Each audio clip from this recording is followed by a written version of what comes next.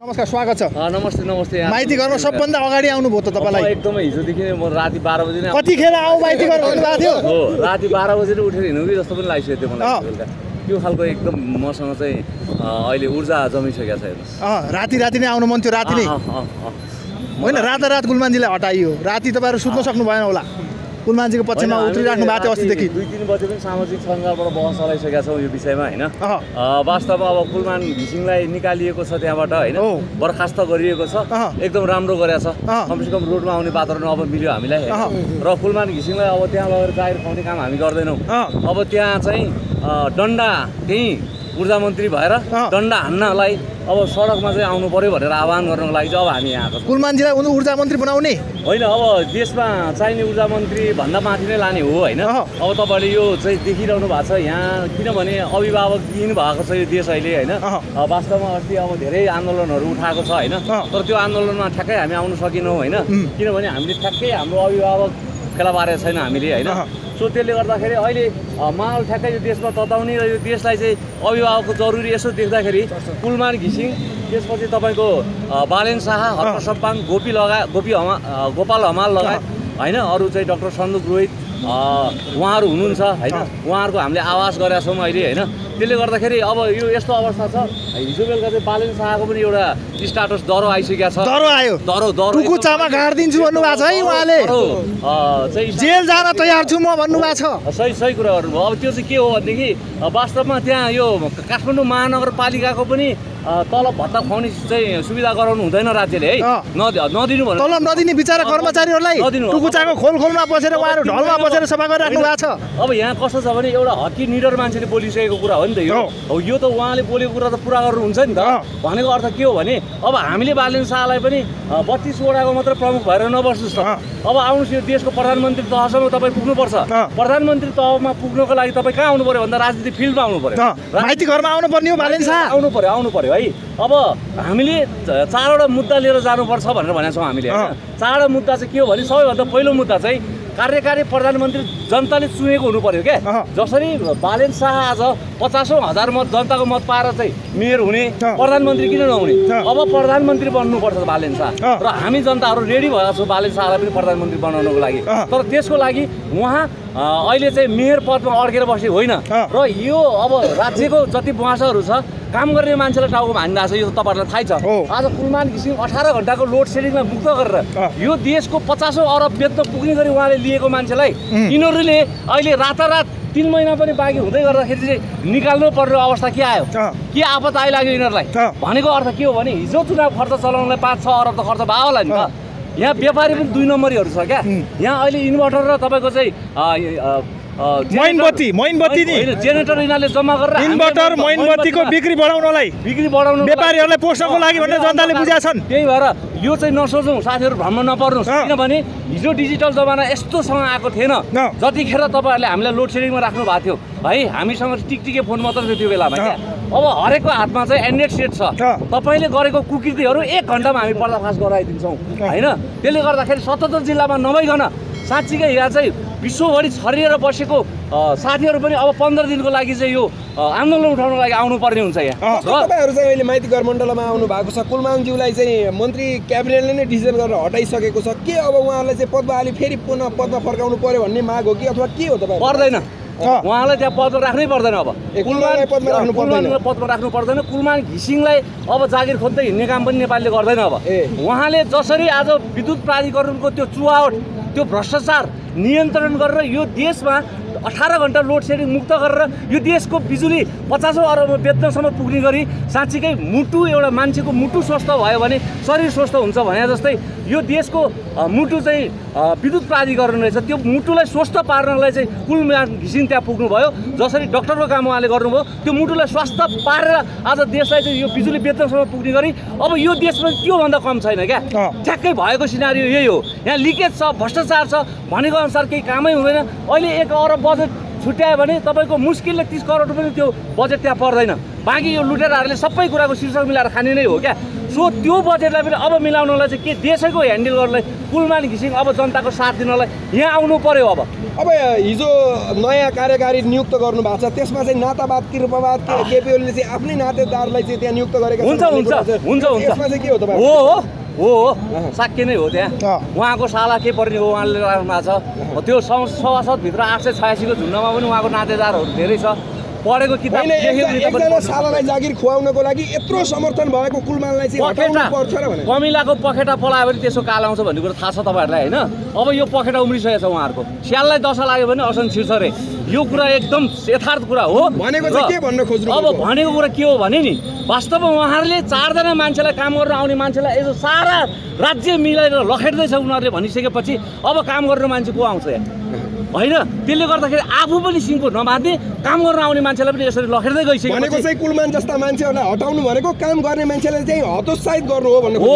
त्यही भएर हामी जनताले उहाँहरूलाई संरक्षण गर्छौँ त्यही भएर जनताको मत पाएर हिजो उहाँहरूले आज सरकार चलाएर बसिराख्नु भएको छ भने जनताले नै भोलि कुलमानलाई प्रधानमन्त्री तपाईँहरूले समर्थन गरेर के पाउनुहुन्छ जनताले भनेको त सुन्दै नै यो सरकारले सुन्ने भयो त अहिले कुलमानलाई हटाउने अवस्था नै आउने थियो 3 महिना मात्रै बाँकी थियो होइन सुन्ने काम गर्नुहुन्छ उहाँहरूले कसरी सुन्ने काम गर्नुहुन्छ भने नि यहाँ केही पार्टीहरूले चाहिँ निलो क्रान्ति गरेर पनि आउनु भएको छ निलो क्रान्ति गरेर केही पनि हुँदैन क्या यहाँ छिरेबिरे कालो धर्के क्रान्ति गरेर बसेको मान्छेले निलो क्रान्ति त केही हुन्छ त्योभन्दा डबल क्रान्ति ल्याएर आउँछौँ नि त हामी अब आउँदैनौँ भनेको चाहिँ कस्तो क्रान्ति भनेको हामीले के गर्नुपर्ने भयो त अब कहाँ जानुपर्ने भयो के गराउनु पर्ने भयो त्यो सबै कुराहरू तपाईँ 1 घन्टाको लागि स्वतन्त्र भएर अब आइदिनुहोस् पार्टीको झन्डा बोकेर कोही पनि नआइदिनुहोस् यहाँ यही भन्छु यो आभारमा हामी यहाँ जति पनि अब 1:30 पछि हाम्रो स्वतन्त्र साथीहरू यहाँ भेट हुँदैछ प्लिज तपाईँको पार्टीको झन्डा लोगो सबै तपाईँले आफ्नो पार्टी कार्यालयमा छोडेर यो देशलाई बनाउँछु भनेर आउँछु म भन्छु भन्ने आउने मान्छेले निषेधित क्षेत्र हो अब यो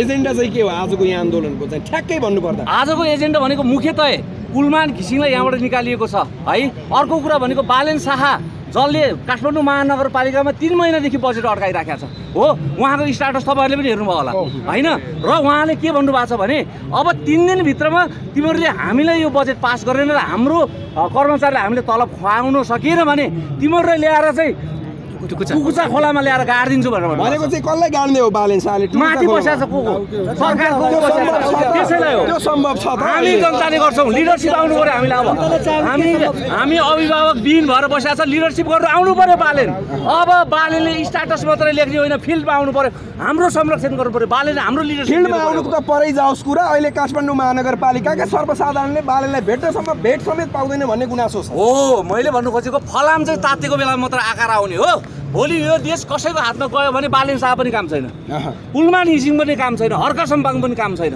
जब मरेपछिको औषधि केही पनि छैन त्यो कामै छैन त्यसले गर्दाखेरि जनताले के चाहेको छ अत्याधिक माग अहिले कुलमान घिसिङ लगायतका 4-5 जना पात्र छ ती पात्रहरू माइती घर मण्डलामा आएर हामी जनताको लिडरसिप लिनुपर्छ अहिलेको अवस्थामा चाहिँ बालेन शाह माइती घरमा आफ्ना कर्मचारीहरूलाई तलब खुवाउनको लागि आउन सक्ने कि नसक्ने एउटा स्ट्याटस मात्रै लेख्ने हो मेयरले यसरी आन्दोलित गर्न नसक्ने टुकुचा खोलामा चाहिँ मान्छे गाड्छु भन्ने त्यो सम्भव छ अहिले भने बालेन शाहले गाड्ने होइन क्या यो वितृष्णाले गाड्ने हो क्या हामी जस्तो फ्रस्ट्रेसनले गाड्ने हो क्या उहाँले त एउटा लिडरसिप तर उहाँले नेतृत्व गर्नुहुन्न भन्न खोजेको गर्नु पर्यो नि कहिले गर्नुहुन्छ हो त हामी भन्दैछौँ तपाईँ कहिलेसम्म यो महानगरपालिकाको 32 वटाको मेयर मात्रै बस्ने तपाईँसँग त यो देश बनाउने भिजन छ त डाटा भएको मान्छे हो तपाईँ किन 32 वटामा अड्केर बस्नु भएको छ यो लुटेराहरूले काम गर्नै दिँदैन तपाईँलाई त्यहाँ लखेटेको छ ल तपाईँ ठ्याक्कै भनिदिनुहोस् त आज काम गर्ने मान्छेलाई कसले छोडेको कुनलाई छ त यहाँ कसैलाई पनि छोडिएकै छैन क्या साँच्चीकै जनता तपाईँ यो देश बनाउनु जम्मा 4 वर्ष मात्रै लाग्छ क्या 4 वर्ष यो देश हामीलाई जिम्मा दिनुहोस् हामी बनाइदिन्छौँ तपाईँहरू छोडिदिनुहोस् कुर्सी तपाईँहरूको काम छैन डेट एक्सपायर भइसकेको छ है तपाईँहरूलाई कस्तो खालको नियम लगाएर अब भ्रष्टाचार विरुद्धको मुद्दा लगाउने हो भने तपाईँको साँच्चीकै बन्यो भने पिउनदेखि हाकिमसम्मको सम्पत्ति शुद्धिकरण भने नम्बर 1 ल्याउनु परेछ हरेक सम्पत्ति यहाँ कार्यकर्तादेखि केपी ओलीसम्मको सम्पत्ति शुद्धिकरण गर्नु पर्यो अहिले राजा भन्दै हुनुहुन्छ नि तपाईँहरू राजा पनि सम्पत्ति शुद्धिकरण गर्नु पर्यो राजासँग यिनीहरू राजा गरेर मिल्ने भने के हुन्छ हामी जनता जहिले पनि अल्पत्रमै पर्ने राजाको नि विश्वास छैन तपाईँलाई अब मलाई अहिले ठ्याक्कै कसैको विश्वास छैन होइन राजासँग राजा सिंहल आएर उहाँले ढड्डामा लेखिदिनु पर्यो मैले यो खालको चाहिँ म अब गर्छु र भ्रष्टाचारलाई म एउटा पनि छोड्दिनँ मबाट सम्पत्ति छानबिन सुरु गरौँ ल जनता भने पनि म मान्नु सक्छु क्या यो भ्रष्टाचारीले नै यो देश पुरै सिद्धिएको हो। यो भ्रष्टाचारले ल्याएर एक खाल्डोमा नहाली गरेर यो देश बन्ने तपाईँ कल्पना पनि नगर्नुहोस् सिधै। र त्यसको लिडरसिप कसले ल्याउनुहुन्छ म मर्न तयार छु ल। मर्न तयार छु म। यो देश बन्छ भने म मर्न तयार छु ल। यतिको सबै युवाहरू सोचेर अब आइदिनुहोस्, पार्टीको झन्डा पार्टीमा छोडिदिनुहोस्। तपाईँहरूको पार्टीको हामीलाई विश्वासै लाग्दैन। धेरैचोटि धोका दिइसक्यो यहाँ। यो रामायण पढाएर यो विश्वमित्र पढाएर यो देश बन्दैन।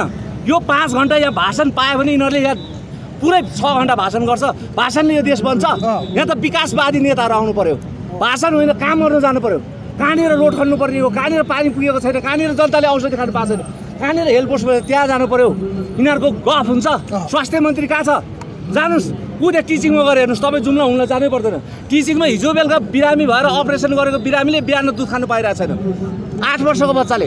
बाउ कहाँ गयो भन्दाखेरि साउदी अरबमा हरायो। कहाँ गयो? कहाँ? राज्यले खोज्छ। त्यो आउने स्वास्थ्य मन्त्री कहाँ छ? खालि रोस्टरमा भाषण ठोक्ने अनि गएर चाहिँ यो ऊ मात्रै रिबन मात्रै काट्न जाने। यही हो स्वास्थ्य मन्त्री। स्वास्थ्यको सह छैन। यस्तै फरिया साइनोले भरिएको यो 886 खाली गर्नु छ हामीलाई। अब अन्तिममा बताइदिनुहोस्, अहिले कुलमानलाई जसरी सरकारले क्याबिनेटको निर्णय गरेर हटाएको छ, यो सरकार चाहिँ अब देशको आयु धेरै छैन भन्ने बजारमा व्यापक हल्ला छ। के भन्नुहुन्छ? होइन, ठ्याक्कै टाइम आएको छ, जनताको पनि टाइम आएको छ। र साँच्चीकै हामीले नायक भनेको कुलमान घिसिङ उज्यालोको नायक भनेका छौँ। साँच्चीकै जसरी तपाईँले यो चाहिँ भ्रष्टाचार मुक्त बनाइदियो त्यो विद्युत प्राधिकरणलाई, त्यसरी नै यो देशको भ्रष्टाचार मुक्त गर्नुपर्छ। 77 जिल्लाको त्यसको लिडरसिप कुलमान घिसिङले लिनुपर्छ, बालेन शाहले लिनुपर्छ, हर्क सम्पाङले लिनुपर्छ। आउनुहोस्, यहाँबाट देश बन्दैन। अब हामी जनतालाई तपाईँले लिडरसिप लिएर हामी अगाडि बढ्छौँ ल। तपाईँहरूले नायक भनेको कुलमानजीलाई मन्त्रीज्यूहरूले त भ्रममा पारेको छ। कुलमानजीले सबैलाई 0 नम्बर दिनुभएको छ। यो सबै लोड सेडिङ अहिले मुक्त गर्ने भनेको इन्डियाले भन्नुभएको छ। यस्तो खालको राष्ट्रिय घाती अभिव्यक्ति दिने मान्छे कस्तो होला? मन्त्रीज्यू हुनुहुन्छ, मन्त्रीज्यूले संसदको रोस्टमबाट भन्नुभएको छ। हो, लेखामा उहाँ नै अध्यक्षता हुनुहुन्छ। अनि त्यसपछि सांसद भवन गएर फेक उहाँले चाहिँ त्यो विकृति दिनुभएको छ। त्यो मिल्छ होइन? त्यसले गर्दाखेरि यो कुरा एकदम अत्याचारीको प्रकाष्ठ भएको छ।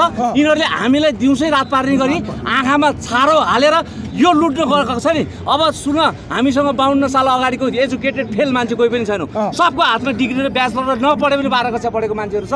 सबको हातमा डिजिटल सिस्टम छ।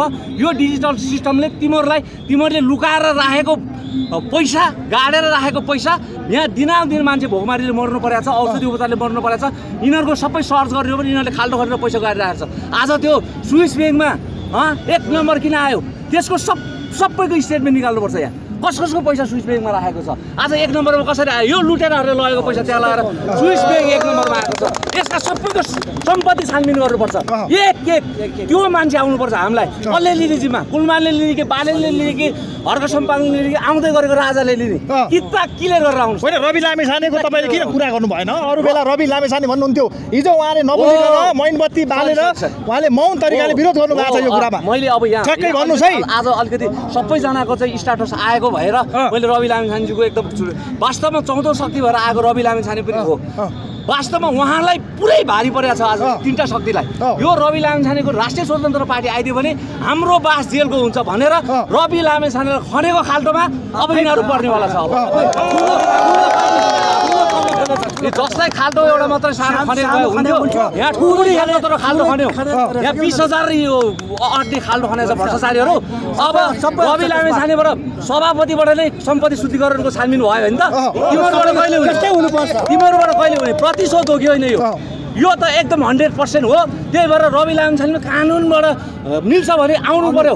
मेरो जोरदार अभियान हो र यहीँबाट म सम्बोधन गर्न चाहन्छु। रवि लामिछानेले पनि आजको आन्दोलन सम्बोधन गरेर आउनुपर्छ। यहाँ अहिलेको सरकारले काम गर्ने मान्छेहरूलाई अथवा इन्जिनियरलाई विशेष गरी, जसरी कुलमानजी पनि इन्जिनियर हुन्छ, बालेनजी पनि इन्जिनियर हुन्छ, इन्जिनियरहरूलाई किन खेदिरहेको छ? काम गर्ने मान्छेलाई किन खेदिरहेको छ भनेर भन्दैछ जनताहरूले। चलाउनु गएको छ तिनीहरू बन्छ त यो देश स्वस्थानी बढेर देश बन्छ।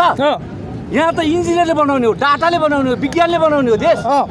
यो के यो उड्दै गरेको प्लेन रामायण पढेर बनेको हो? यहाँ त रामायण पढेर जाने मान्छे मात्रै छ क्या। यहाँ भाषण भयो भने मिठा भाषण यिनीहरूले 6 घन्टा सुनाएर उखान टुक्का सुनाएर 6 घन्टा। अब पनि यस्ता कुराहरू गर्ने मेरो बाउलाई मैले सम्झाइसकेको छु। यो तपाईँहरूलाई आउने 4200 कि 4000 वृद्ध भत्ता छ नि, यही गीत गाएर खाइरहेको छ यिनीहरूले। यो कसको पालो? आखिर कम्युनिस्ट नेता को भनेर मान्छौँ भने मदन भण्डारी र मनमोहन अधिकारी भनेर मान्छौँ हामी। किनभने आज